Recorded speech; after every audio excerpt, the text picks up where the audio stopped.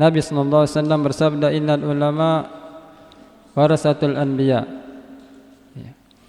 Sungguhnya para ulama itu adalah pewaris para nabi. Masyaallah. Wal anbiya lam yurasu dinaran wala dirham. Dan para nabi tidak mewariskan dinar dan dirham. Dinar itu mata uang. Ya, kita di sini namanya rupiah ya. Jadi nabi itu tidak mewariskan harta, tapi mewariskan ilmu. Faman akhadahu faqad akhadha hadzan wafir.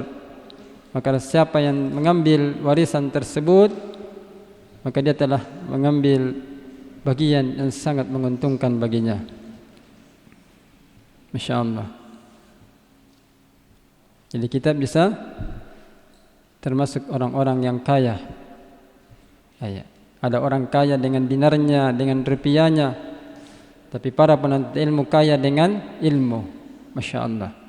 Ini lebih berharga dari segala-galanya. Karena ilmu mengangkat derajat kita di sisi Allah Subhanahu wa taala. Naam. Maka bergembiralah kalau kita bisa masuk ke dalam barisan orang-orang yang berilmu, Masya Allah. Kemudian kita lanjut dari kajian kita Taysirul Alam.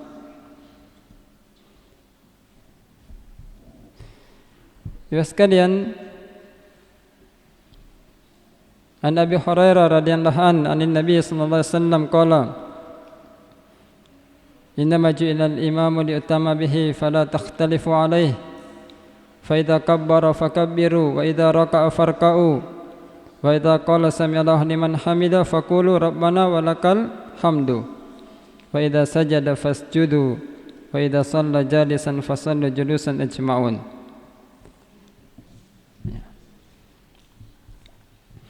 Ya, sungguhnya Nabi kita mengatakan, ya, sungguhnya imam itu dijadikan pemimpin agar diikuti, maka janganlah kalian menyelisihinya. Ya, jangan kita menyelisihi. Paham maksudnya? Imamnya belum ruku, kita sudah ruku, itu namanya menyelisihi. Fa idza kabbara fakabbiru. Maka apabila imam itu bertakbir, maka hendaklah kalian bertakbir. Wa idza raka'a farka'u. Dan apabila imam itu ruku, maka hendaklah kalian ruku. Dan apabila dia mengatakan sami Allahu liman hamida, faqulu rabbana walakal hamdu. Dan apabila dia sujud, maka sujudlah kalian. Wa idza shalla jalisan fasallu julusan ajma'un. Dan apabila dia salat dengan duduk, maka salatlah kalian dengan duduk pula. Ya, salat duduk itu bagi orang yang sakit, itu dibolehkan.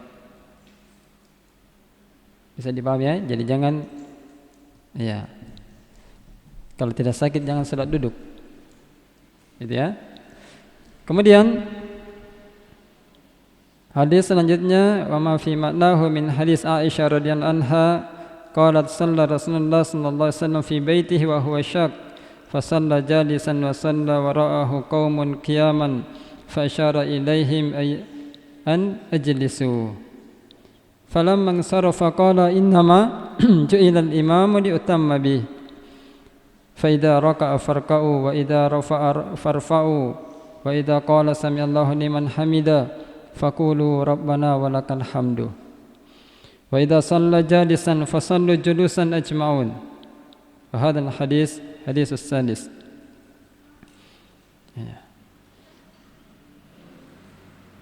Dan makna dalam hadis tadi itu disebutkan juga dalam hadis Aisyah radhiyallahu anha. Dia berkata, Rasulullah sallallahu alaihi wasallam salat di rumahnya. Waktu itu beliau sakit. Dia salat di rumah Waktu itu Nabi sakit. Maka beliau salat dengan duduk. Maka sahabat salat di belakangnya dalam keadaan berdiri. Maka Nabi memberikan isyarat kepadanya, hendaklah kalian duduk. Maka tatkala Nabi SAW selesai, Nabi berkata, sesungguhnya imam itu dijadikan imam agar diikuti. Jadi imam itu diangkat supaya kita siap meneladani, mengikuti imam.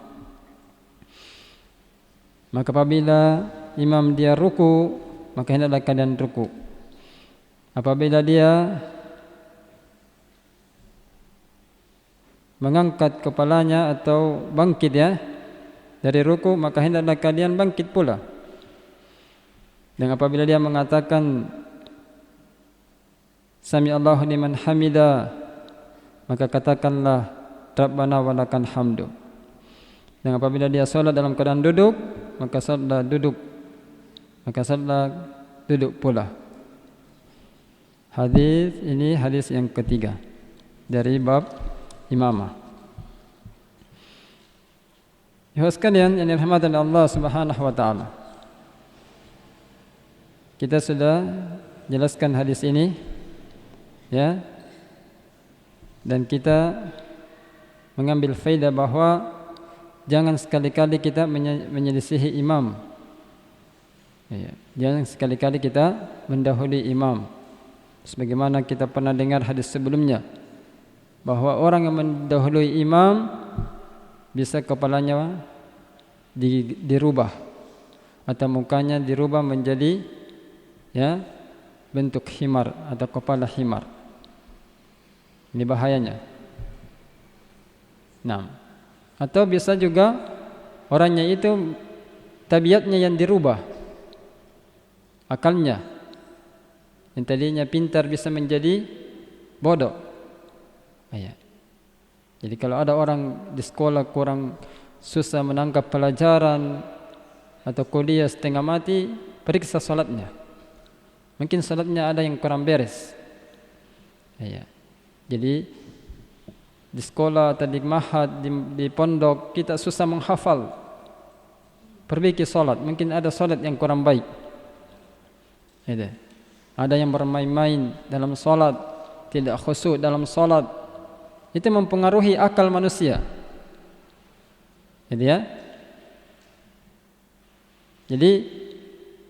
kita lihat orang-orang yang kebanyakan dapat penyakit pikun, akalnya terganggu. Coba lihat cara salatnya bagaimana mereka. Perhatikan. Jadi ini ulama kita sudah jelaskan, bahwa ketika salat bermasalah, maka seseorang itu juga bisa berubah dari karakternya, atau akalnya bisa berubah, atau pembawaannya, sifatnya bisa berubah. Masya Allah. Jadi ini hukuman, ini baru di dunia, belum lagi di akhirat. Kan Allah katakan, qad aflahal mu'minun, sungguh beruntung orang-orang yang beriman, alladzina hum fi salatihim khashi'un, yaitu orang-orang yang khusyuk dalam salatnya. Mafhum mukhalafahnya berarti sungguh merugi kalau orang dalam salatnya tidak khusyuk. Celaka dia orang yang tidak khusyuk dalam salat. Jadi kalau salatnya tidak beres, tata ruang, dalam berjamaah demikian pula, itu yakin pasti orang begitu di akhirat bisa masuk ke dalam neraka. Karena dianggap berdosa. Ini ancaman yang keras. Jadi Allah ancam orang yang seperti ini. Makanya kita tidak boleh asal salat saja. Ada orang 60 tahun salatnya tidak diterima, padahal testanya sampai hitam. Nah, tapi tidak bisa merubah dirinya menjadi orang yang baik. Gitu. Padahal kata Allah, inna salata tanha 'anil fahsya'i wal munkar. Sungguhnya salat itu mencegah dari perbuatan keji dan kemungkaran. Bayangkan, salat tidak berfungsi baginya, berarti ada yang tidak beres dalam salatnya. Mungkin tata caranya itu tidak sesuai dengan sunnah Nabi. Makanya pembawaannya jauh sebagaimana yang diajarkan Rasulullah sallallahu alaihi wasallam. Akhlaknya, coba lihat, yang biasa ambil orang punya tanaman, buah-buahan di orang punya kebun, kebanyakan mereka bermasalah di salatnya. Gitu ya, bermasalah di salatnya. Ada yang mungkin sekali seminggu, ada juga sekali dalam setahun, nanti hari raya baru salat. Ini baru ya seperti ini. Baru meninggalkan salat sudah dihukum seperti itu. Apalagi kalau sudah hal-hal yang lain lagi, maksiat-maksiat yang lain lagi. Ya, karena Umar mengatakan innama tanqadi ural Islam urwatan idza nasha'a fil islami amrul jahiliyah. Sesungguhnya tali Islam akan terlepas seutas demi seutas kalau tumbuh di dalam Islam perkara jahiliyah. Perkara jahiliyah ini banyak. Ya. Orang baru dianggap pintar, paham kalau punya ilmu terhadap Al-Quran dan Sunnah. Di luar daripada itu dianggap jahil orang. Ada. Makanya perkara-perkara yang menjauhkan dari agama itu menjadikan orang jahil. Waliyadzubillah. Jadi kita harus perbaiki salat dengan baik. Jadikanlah salat yang kita kerjakan salat yang bisa merubah akhlak kita, mencegah kita dari keburukan, dari perbuatan keji dan munkar, dari makan yang tidak seharusnya kita makan, dari perkara yang haram. Itu kita harus jaga, jauhi. Bukan menjaga berarti harus laksanakan, bukan, tapi menjauhi perkara yang haram. Itu termasuk juga menjaga dari apa yang Allah perintahkan. Taib. Ya sekalian yang dirahmati Allah Subhanahu wa taala.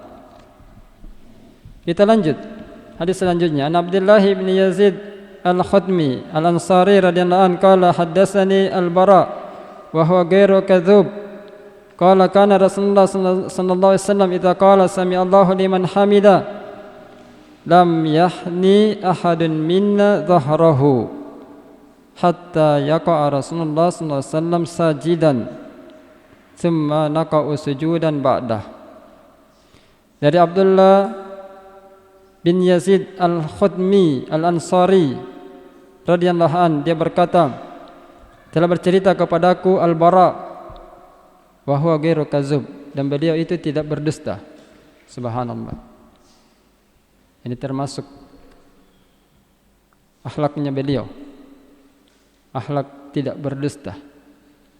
Ingat, orang yang bagus akhlaknya dekat dengan Rasulullah pada hari kiamat.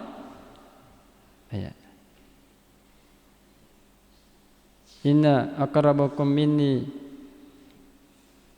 inna ahabbakum ilayya wa akrabakum minni majlisan yaumal qiyamati ahasinakum akhlaqa. Nabi kita mengatakan, sungguhnya yang paling dekat kepadaku, sungguhnya orang yang paling saya cintai dan paling dekat kepadaku pada hari kiamat, yang dekat kedudukannya dengan saya adalah orang yang paling bagus akhlaknya. Ya. Jadi ya, ini sahabat ini disebutkan di sini ghairu kadzub, akhlaknya mulia beliau, tidak berdusta. Ya. Makanya seorang santri, seorang nabi, sahabat atau siapapun, mereka itu digelari subhanallah, akhlaknya mulia. Akhlaknya mulia. Jadi kalau disuruh belanja, misalnya beli, ya, katakanlah disuruh beli beras yang harganya 50, jangan bilang, ibu ini harganya 60, ini dusta. Apalagi seorang pegawai diamanahkan sama kepala kantor misalnya belanja barang-barang perlengkapan kantor yang harganya cuma 500.000, kita tambah menjadi 600.000 misalnya, ini sudah masuk ke dalam kedustaan. Berarti akhlak kita rusak, berarti kita menjauh nanti pada hari kiamat dari Rasulullah SAW.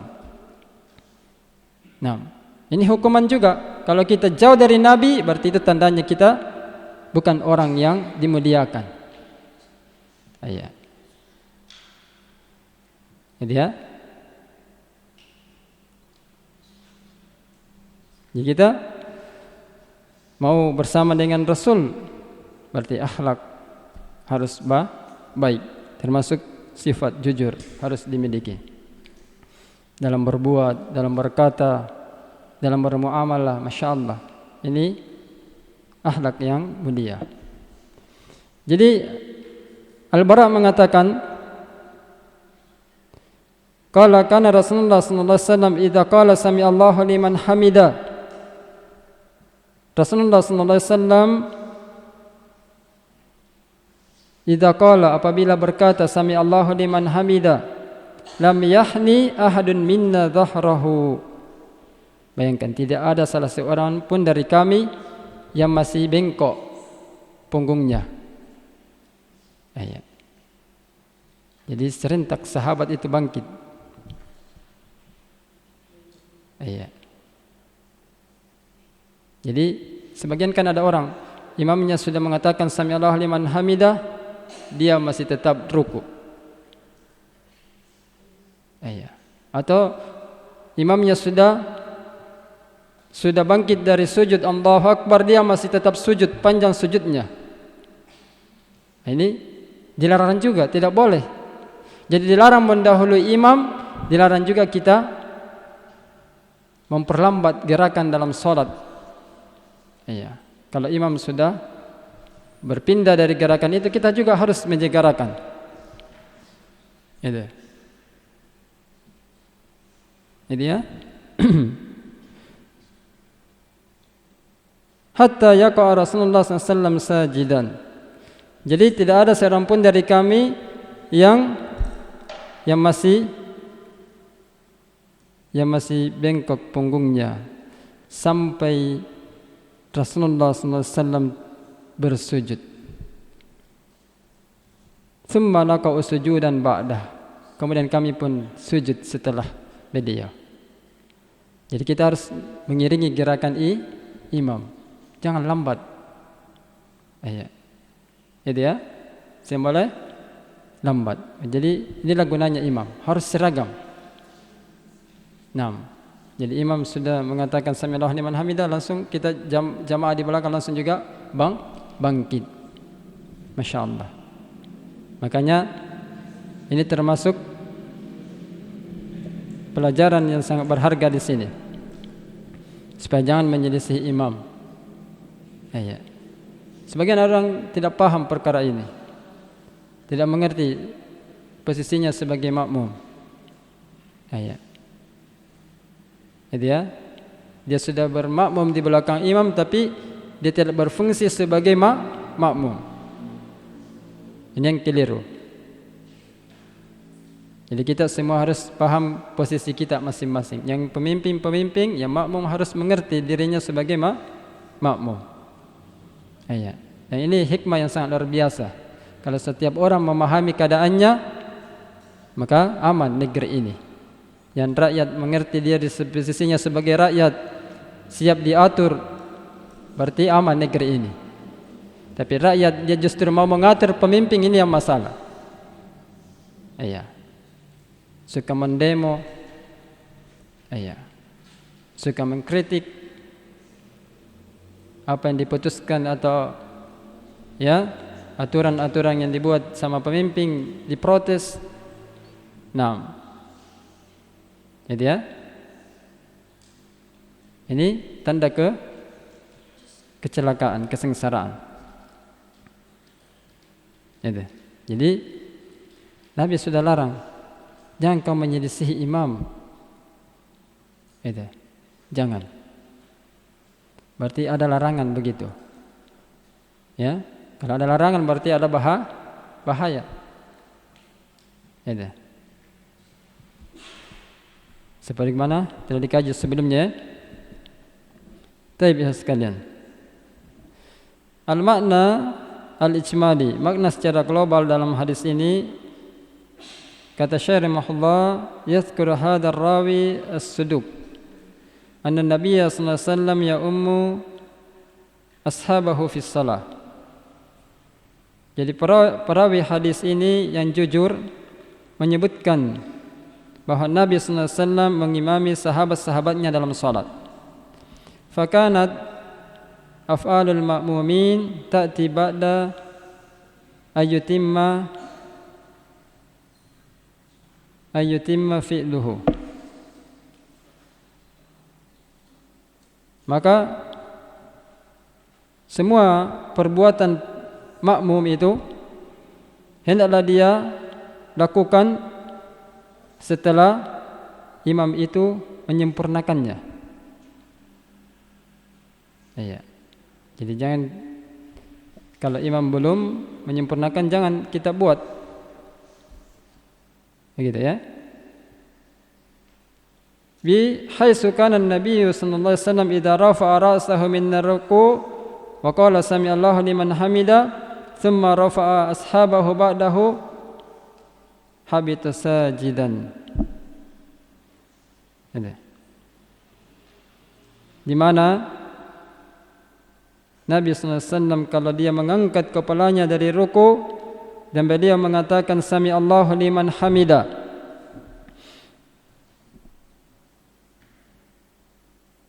thumma rafa'a ashabuhu ba'dah. Kemudian ya, setelah itu sahabat-sahabatnya juga bangkit. Rafa'a ashabuhu ba'dah. Habita sajidan. Turun sujud. Jadi ya. Wa hina idin yaqauna sajidin. Iya. Jadi ketika imam sudah turun sujud, di saat itu pula mereka turun sujud. Iya. Apa yang bisa diambil dari hadis ini? Yang pertama, sifatu mutaba'ati as-sahabah lirrasuli fi shalah. Iya. Jadi kita diperintahkan dalam hadis ini untuk mengambil sifat sahabat, bahwa sahabat itu setia terhadap Rasulullah, taat kepada Rasulullah dalam salat. Iya. Jadi sahabat itu lihat ketaatannya luar biasa. Nah, makanya mereka digelari radhiyallahu anhum wa radu'an. Allah ridha kepadanya dan mereka pun ridha kepada Allah karena sifat setianya itu kepada Rasulullah. Iya. Dan bukan saja dalam masalah salat, semua hal sahabat itu rela berbaiat kepada Rasulullah dalam perkara jihad, perkara sedekah, perkara salat, ya, perkara tauhid. Mereka menyatakan setia kepada Rasulullah. Masya Allah. Ya. Terkadang manusia anggap remeh perkara-perkara yang seperti menuntut ilmu, ya. Padahal para sahabat itu apa yang datang dari Nabi ambil semua. Iya. Masya Allah. Karena dia tahu itu ilmu dari Rasulullah yang membawa keselamatan dunia dan akhirat. Hudan wa rahmatan lil mu'minin, petunjuk dan rahmat bagi orang-orang beriman. Masya Allah. Jadi inilah yang menjadikan mereka itu setia. Sampai-sampai dia lihat Nabi melempar sandalnya, dia pun ikut. Bayangkan, saking setianya. Makanya kita juga harus mencontohi sifatnya para sahabat. Coba lihat yang masjid biasanya banyak masalah, pertengkaran antara makmum dengan imam. Kebanyakan di kampung-kampung banyak berselisih antara makmum dengan jamaah. Ini kehancuran, kebinasaan kalau imam dan makmum saja susah bersatu. Nah, saling menggibah. Nah, akhirnya hancur. Bagaimana jamaah bisa bersatu kalau begini? Jadi kita kalau memiliki sifat kesetiaan itu, Masya Allah, itu alamat kebahagiaan.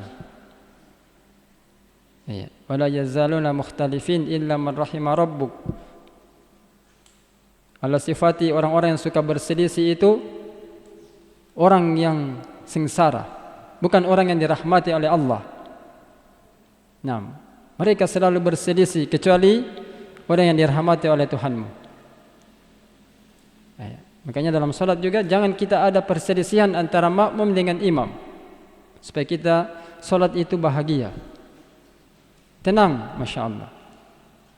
Jangan salat tambah banyak musibah, masalah. Ada orang salat tidak bisa menyelesaikan masalahnya, berarti ini ada yang kurang beres. Masalahnya bertambah terus, berarti ini harus koreksi salatnya. Tidak bisa membahagiakan hatinya, padahal Allah bilang ala bi zikrillah tatma'innal qulub. Ketahuilah dengan mengingat kepada Allah hati kita menjadi tenang, bahagia. Masya Allah. Atau ngaji, justru hati semakin suka berselisih. Ini niatnya ada yang tidak beres, bukan mencari ridha Allah. Jadi kita harus selalu mengambil hikmah di balik apa yang Allah perintahkan ini. Itu kita harus pahami bahwa di balik perintah Allah itu pasti membawa kebaikan dunia dan akhirat, kebahagiaan buat kita di dunia dan di akhirat.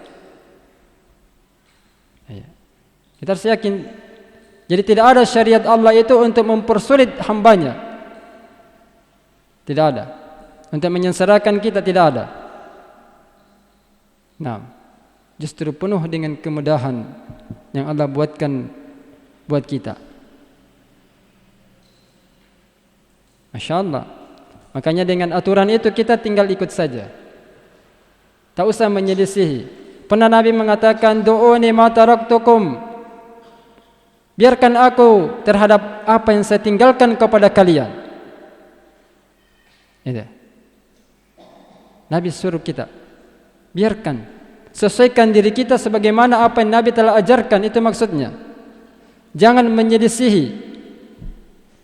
Fa inna ma ahlaka man kana qablakum kasratu su'alihim wa ikhtilafuhum ala anbiya'ihim. Sungguhnya yang membinasakan orang-orang sebelum kalian disebabkan karena banyak bertanya dan menyelisihi para nabi-nabi mereka. Waliyadzubillah. Ini bahaya. Akhirnya mereka binasa. Nah, makanya kita harus jauh dari perkara yang membahayakan ini.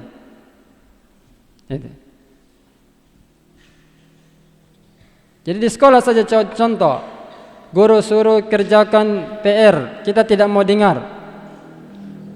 Ya, apalagi dalam bermasyarakat, pemimpin sudah arahkan kita dengan baik, justru kita tidak mau mendengar.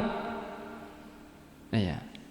Kita bikin aturan sendiri, atau kita justru acuh tak acuh terhadap aturan yang telah dibuat. Nah, ini justru membahayakan dirinya. Ya. Jadi segala dalam kehidupan itu ada aturannya. Nah, kita minum obat saja ada aturannya. Kalau dokter bilang 3x1, Masya Allah. Kita mau tambahkan misalnya, 1x6 atau 6x1, bagaimana? Bahaya. Hancur. Jadi kita harus ikut aturan. Subhanallah. Dan tidak ada dalam syariat ini yang membuat kita binasa, tidak ada. Itu kita yakin.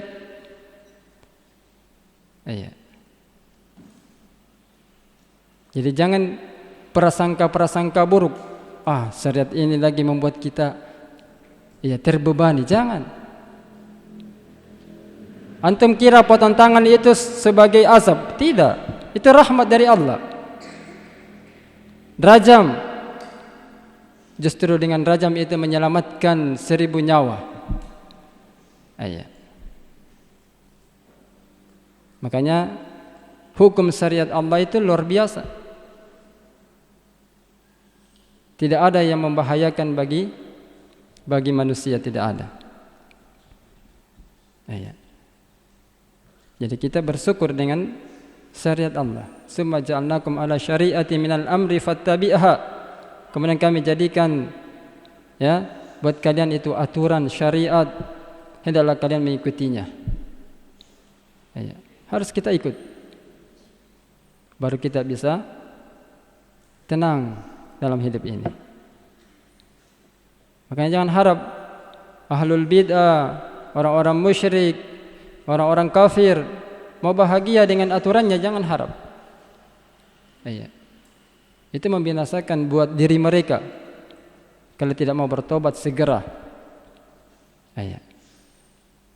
Jadi mungkin hari ini masih bersenang-senang dengan apa yang mereka perbuat, tapi ingat janji Allah bahwa siapa yang menyelisih perintah Allah pasti diberikan fitnah baginya atau azab yang sangat keras. Dalam surah Nur disebutkan. Jadi tidak ada kebahagiaan buatnya. Jadi ini pelajaran yang harus kita ambil dari bab ini. Yang kedua, annahu yanbaghi an takuna al-mutaba'ah hakadha fala tuqaddimul imam. Jadi kita dianjurkan an takuna al-mutaba'ah. Kita dianjurkan untuk menjadikan itu selalu setia, ikut terhadap pemimpin kita, imam kita. Jadi kata Imam Al-Waqi, siapa yang ingin baik dunianya taat sama pemimpin, siapa yang ingin baik akhiratnya taat sama ulama.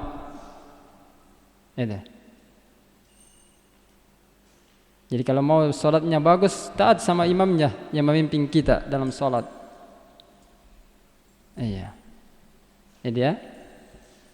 Kalau mau bagus nilainya di sekolah, ikuti apa yang dikatakan guru.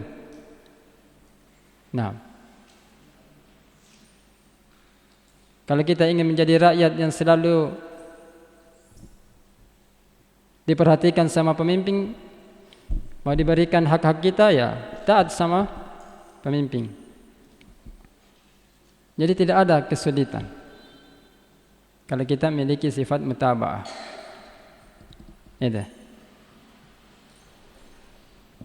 Fala tuqaddimul imam, maka janganlah kalian mendahului imam. Fa innahum Karena sungguhnya muharramun, karena itu perkara yang diharamkan. Yubtil shalah, membatalkan salat. Wala tuwafiquh fa innahu makruhun yanqusus shalah. Gitu ya. Jadi kita tidak boleh mendahului imam dan tidak boleh juga kita memperlambat gerakan kalau imam sudah berubah gerakannya. Gitu ya. Karena itu juga makruh, bisa mengurangi pahala dalam salat. Fala tata'akharu anhu katsiran, maka janganlah engkau terlambat ya dari imam. Bal talihi mubasyarah. Jadi kita disuruh ya talihi mubasyaran, menyertai imam. Gitu.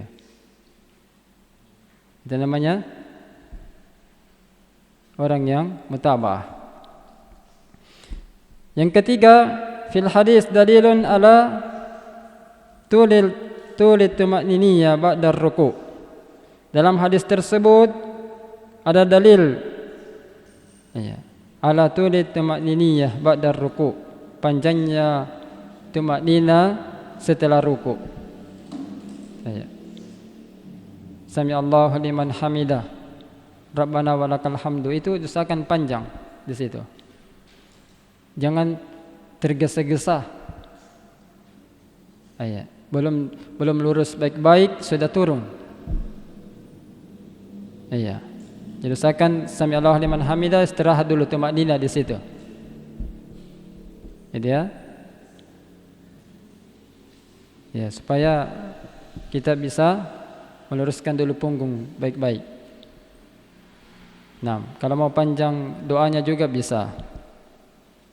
Sami Allahu liman hamidah, Rabbana walakal hamdu, hamdan katsiran tayyiban mubarakan fih, mil'us samawati wa mil'ul ard. Kalau mau tambah lagi masih bisa.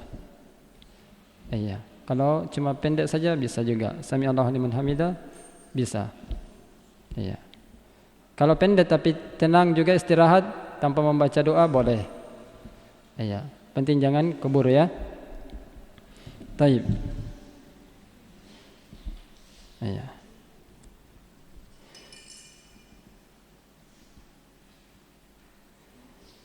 Hadza binisbati ilal ma'mum. Amma al-imam falituma'niniyah adillah ukhra. Jadi ya sekalian, jadi ini kalau dikembalikan kepada makmum ya. Misalkan begitu. Tumakninanya itu harus betul-betul ada ya. Ada. 6. Ammal imam fatumakniniyati adillatu ukhra. Jadi adapun tumakninanya ya, adapun imam maka tumakninanya itu dalil juga bagi yang lainnya. Maksudnya yang lain itu mengikuti. Kalau imamnya tumakninanya seperti yang disebutkan tadi, maka kita ikut. Kalau dia panjang, ikut seperti itu. Kalau dia tidak terlalu, berarti tidak terlalu juga, sedang-sedanglah. Jadi ya, itu maksudnya. Jadi kita mengikuti sebagaimana tumakninanya imam. Dan itu sebagai dalil bagi yang lain. Petunjuk bagi makmumnya. Kemudian di sini ada tanbih yang harus diperhatikan ya. Al-muwafaqatu fi af'alis salah wa aqwaliha lil imam makruha. Al-muwafaqah fi af'alis salah. Jadi kecocokan atau kesesuaian dalam semua amalan-amalan salat dan semua ucapan yang kita ucapkan dalam salat lil imam, terhadap imam itu makruha. Itu perkara yang makruh. Gitu ya. Illa takbiral ihtiram, kecuali takbiratul ihram.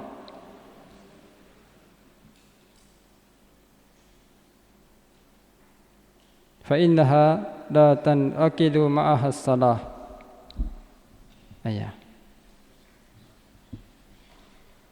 Jadi takbiratul ihram ini tidak ada keterikatan dengan salat itu ya sendiri. Maksudnya kita harus mencocokkan, ya, mencocokkan. Kalau imamnya sudah takbir, kita ikut takbiratul ihram. Kalau belum, maka jangan. Ayat. Jadi intinya imam itu dijadikan sebagai panutan buat kita. Ya, tayyib. Mudah-mudahan ada faedahnya apa yang kita pelajari. Waktu kita sudah masuk ya, sudah tiba waktu salat. Kita akan lanjut insyaallah pada pertemuan berikutnya. Barakallahu fikum. Subhanakallahumma bihamdik, asyhadu an la ilaha illa anta, astaghfiruka wa atubu ilaik. Wa akhiru da'wana alhamdulillah. Assalamualaikum warahmatullahi wabarakatuh.